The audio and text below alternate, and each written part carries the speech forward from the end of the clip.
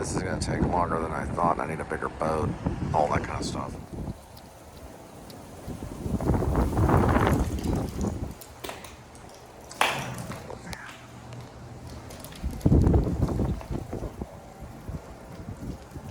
Straight up the walkways, which is...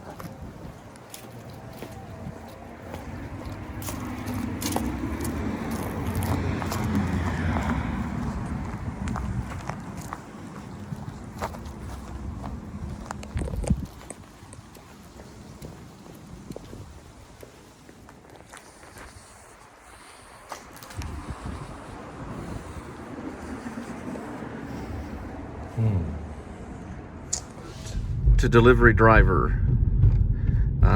That's River Park Apartments. There's another one similar that's called River Park Place. Note to delivery driver. This is what is known as River Park Place. I hope. We'll find out here in a minute.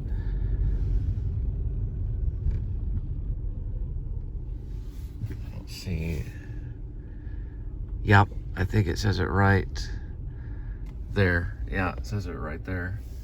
River Park Place. Which, why they do that, I don't know, but they did that, so I'll find it.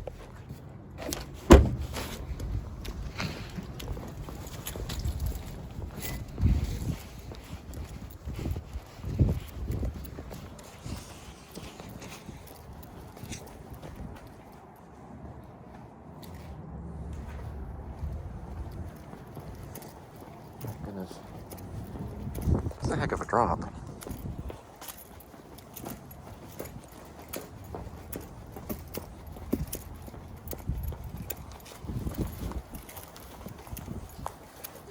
There we go.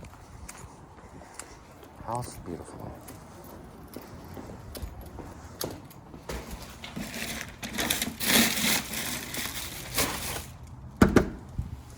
My mom, she was raised Jehovah's Witness, and her father was, I believe, Apache. He was half Apache, and she had many religious friends because Jehovah's Witnesses they're pretty strict.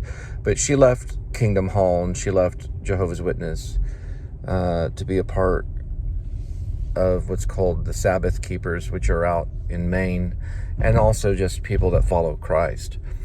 But when I was growing up very young, I went to a Baptist school, and my mom knew a lot of religious ladies, and some of them were not always housewives, let's say, but they were still close to Jesus. And many of them, because they had devoted their entire life to Jesus Christ, they didn't even have a television. And one of her friends who felt persecuted and also felt like the enemy was getting at her, and I mean the enemy, I mean the spiritual enemy, as in the devil, she would always say, well, it's under the blood, is what she would, my mom would tell me what she would say. Never really understood it, even to this day. Under the blood probably meant that it was beyond the flesh. It was a spiritual fight. This is when I was very young. I was just a kid. So that's what she would tell the devil. She'd say, the devil should say it's under the blood, meaning it's within the spirit, which the devil could not have of her. Only God could have her spirit. So it is under the blood. Even today. I remember I went about 2 years, at least 2 or 3 years without a television in college. I focused more on books. I'd read books and plays. It's a different type of existence. And I went out and I bought a plant that I called Lily. And I had a bicycle. And I rode around. I used to go to the movies still, though. I'd still go watch the movie. But it is a spiritual thing. It's a spiritual fight. You know how it begins. It begins with her asking the 7-Eleven clerk for the Lucky Strikes, the white circle. Then it moves into, or it fades into, or it goes into darkness. Then you hear the door shut and the voiceover begin, which we'd be using the final take. I believe it was the 4th or 5th. Regardless, then she gives the little monologue and it shows the slow-mo sequence of her walking from 7-Eleven, and then I believe it'll cut to the clouds and the street shots on slow-mo. Then it'll also show her walking by the glass building too, in segments, and those will all be intercut to the file, which I laid the file down already, which is the voiceover. Most of the film will be done that way. Same heartbeat of Amélie. If you've ever seen Amélie, a great comedy that came out of France, Paris. The only difference is it's post-apocalyptic and it's somewhat of a comedy. And most of the character is just her and the cat, and in the car. Also, she will run across a brother character, and she'll record a song with him, which they'll try to upload onto a site, even though it's post-apocalyptic. I believe the brother's character's name does have the word Lee in it. I think he goes by Lee. Should say in the voiceover. We'll find that out.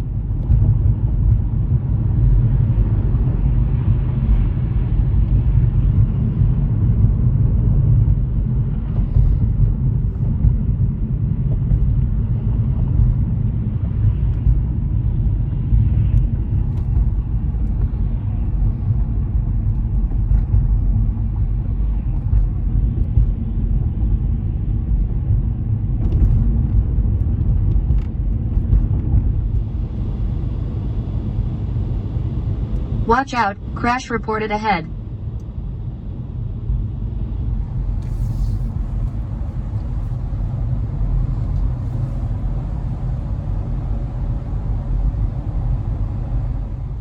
Yeah, I know you're probably thinking about the cartoon called Home. Watched it with my kids. We even had a home birthday party. I think her name is, she sang at the Super Bowl, Ariana. She was on the soundtrack on that. Little alien. Steve Martin's in it. Send to all. He makes the mistake, so they try to erase him with a little zapper thing, and he's very upset. Pretty good cartoon. But it's more about aliens. You gotta see it. It's called Home. It's got the little cat in it. I think they call it Cat. And there's like a little purple aspect to it. A beautiful soundtrack. I think she just did something with the Super Bowl, I think.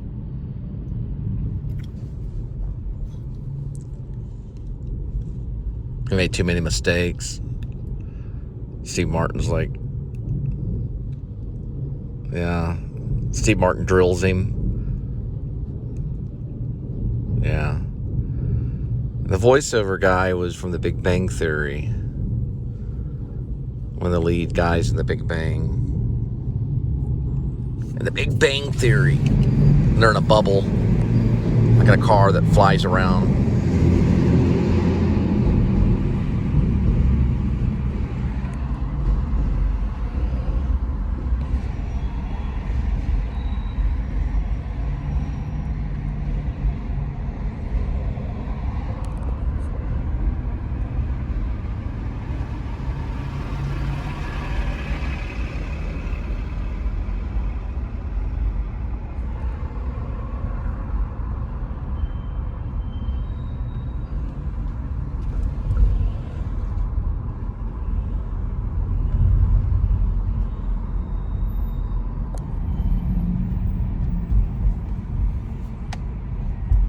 From Houston, though.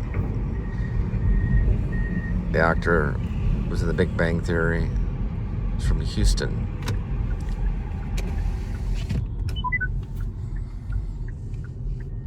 I'll be talking about his name here in a minute. Yeah, he's pretty good. He's done a lot of different indie films and all kinds of stuff. We watched it. My family watched it. We liked it so much we decided to do a home-themed birthday party with the little alien thing that floats around.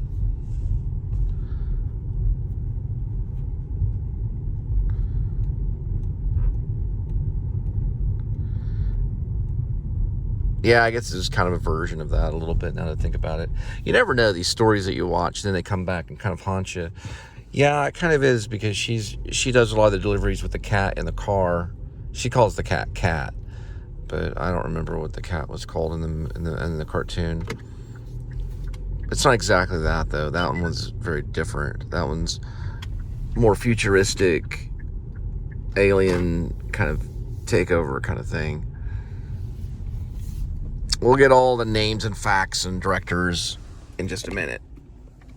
I've been an actor for about 30 years, and I'm a believer that memory comes and goes. Of course, when you do route memory, you remember it like second nature, so it doesn't matter the second thought. It just comes out like all occasions do inform against me and spur my dull revenge. What is a man if his chief could have market of his time be but the beast of all occasions do inform against me and spur my dull revenge? What is a man if his chief could have market of his time be but to sleep and feed a beast no more? That's from Hamlet. I believe it's Act 4, Scene 4. Anyway, regardless, it's one of Hamlet's soliloquies. I think that memory comes and goes for certain reasons. You remember the things that you need to remember or that are evident, and the things that you have to look up. You look up basically because you're not really supposed to remember them. But when you do route memory, it doesn't matter. It just comes right out. You know, to be or not to be just comes right out. You know. Anyway. Oh yeah, we're gonna stop in here and use our internet so I can look up the home crap. There it is.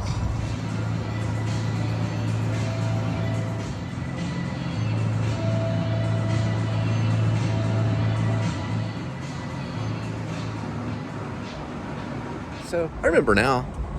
Tim Johnson was a director of Home. Rihanna was in it. Her music was in it. Jim Parsons plays O, which is a little alien creature that messes up. And Captain Smeck is played by a very angry Steve Martin. Yeah, I think Rihanna also plays the young girl that's driving the automobile that can fly. And I believe her name is Tucci. It's Gratuity Tip Tucci or something like that. It's a really good cartoon. But Jim Parsons led that one. He's out of Houston. That's what I was trying to remember. Now I remember. I had to borrow their internet. Oh. How could you remember that? Oh. Home. What if they did a Home too? Yeah, we did a Home party. It was like a theme birthday party. So they watched Home. They all liked the cat. The whole thing. I forgot the name of the cat. I'm going to have to look that up. I think the cat only goes, the cat only meows.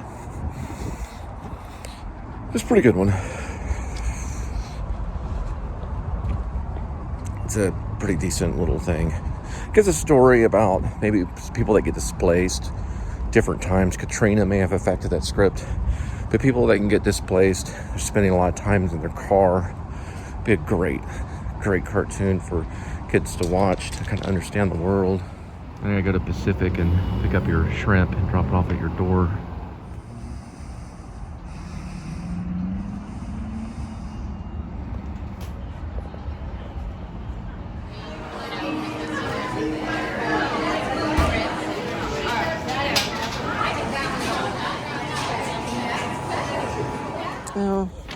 I could see Home helping in many different ways, as a cartoon.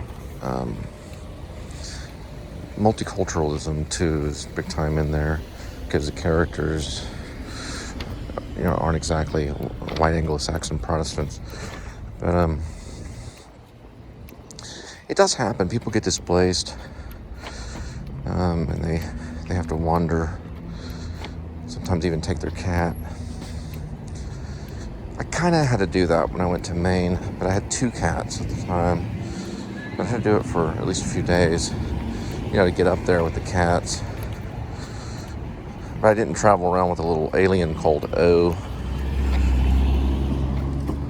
But maybe in my mind I did or something, I don't know.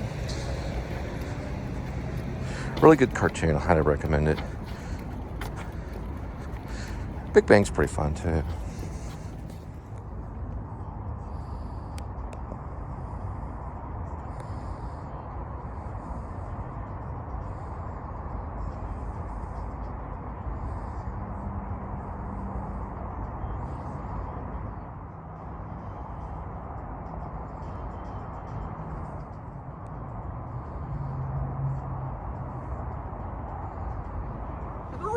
Away from Florida. They're all the way from Florida, and they're all the way from California. Pretty soon they're going to do Charlotte's Web here at Casa Manana. I played Gander. The big line was, you know, you spelled terrific. I think it was double T, double E, double R, double I, double F, double F, double I, double C. The hard part was just hitting the R once. Yeah, because you wouldn't have two R's in terrific. It'd just be one R. Kind of had to be a little bit of an adult to figure that out. Double T, double E, double R, double I, double F, double I, double C. Terrific for the wonderful pig. And this is the pavilion. It was made by an Italian architect. It's called the Piano Pavilion. I believe the middle one, which was Kimball, is made, I want to say maybe a German architect. And then the one on the far end, which is the modern, is a Japanese architect. It's Japanese, German, and Italian. 3 architects. That's still part of this project right there. The Japanese one. Japanese one did the modern. I'm sorry, that's the Italian. Sorry, the Italian one. The Italian one did the Piano Pavilion from Italy. And we vlogged it, so we have a full vlog of it. Of all 3. Just in case you didn't know. Alright, that gym is called No Quitters. And there's one guy in there working out. Or no, 2 guys. It's called No Quitters. Looks like a little house almost. This area always reminds me of kind of like England or something.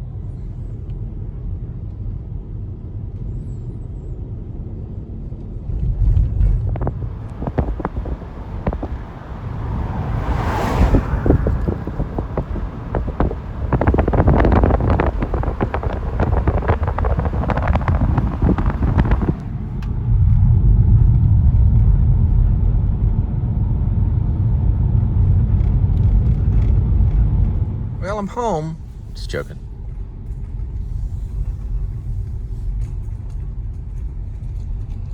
God, that'd be hard to wake up to that view every day. Man, I gotta wake up to these golfers. It's like bigger than movie star homes, really.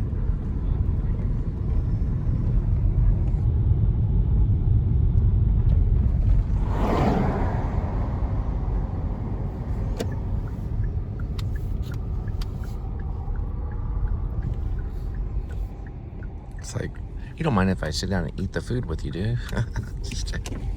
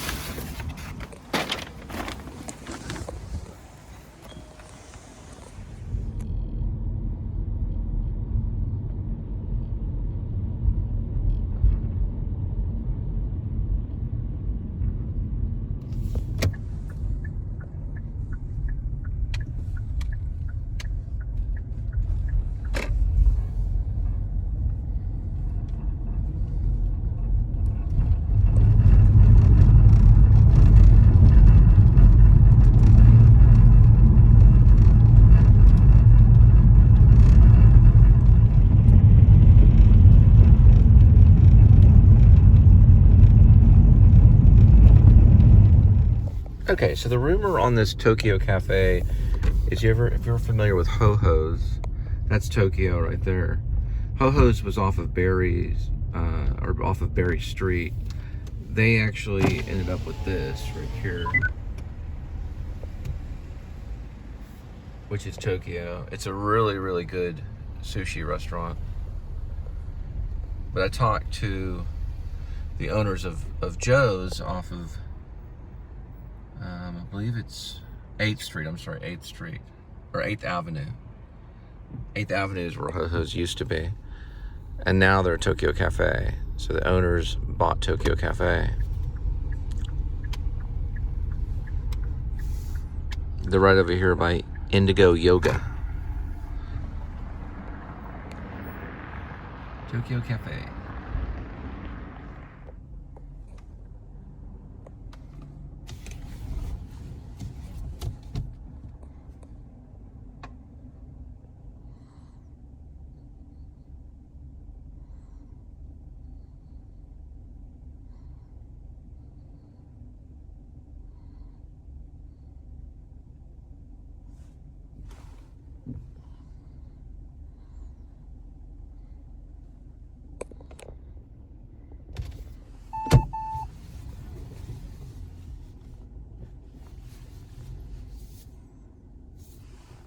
Not too shabby. Remember how to do it. Yay. Now let's take a cool shot of Tokyo Cafe. More room than usual.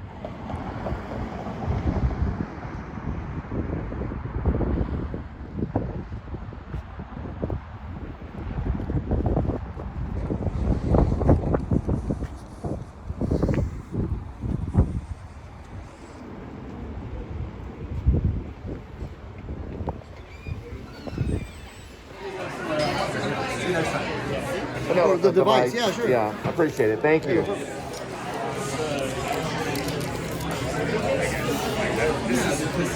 From other places, they don't put it on this receipt, but on their itemized receipt, they put the exact time when the sushi would be ready at Tokyo Cafe.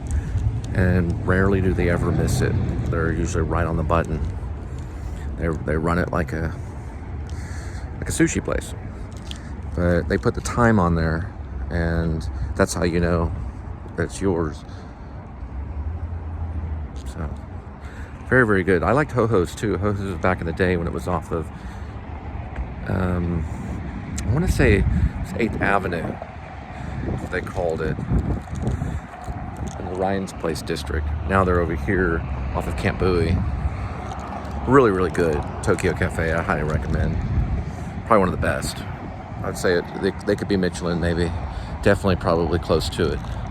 If they brought out the people and expected that place, they might get a few stars for Michelin. I know that Dallas was trying to get Michelin in a few of their sushi places too. In Dallas, a few of them were up for possible Michelin awards. I wouldn't be surprised if Tokyo got theirs. I know they probably will. And that's a high honor for any restaurant to get a Michelin. Even 1 star, up to 2 to 3. It's a high honor. But they run that place very, very skillfully. There's not a single problem with any fleck of anything in there. Very rarely. It's majorly nice. The restrooms are wonderful. It has like comic strip stuff on the restrooms, like they call graphic novel style Japanese anime cartoons and stuff like that. The lanterns are put a certain way. Everything's designed. Looks like a little house that would like be in Tokyo. They deserve a lot of awards. They have won Best Restaurant. Wabi's going to compete with them. I like Wabi. I think Wabi is also a highly skilled restaurant with a great theme that's right off of, I believe that would be 8th Avenue. But I don't think it's 8th Street, 8th Avenue or 8th Street. I get my avenues and streets mixed up, my Avs. But it's right there in between, I believe, Rosedale and 8th, and they're known as Wabi. Tokyo is right off of Camp Bowie and they're pretty awesome.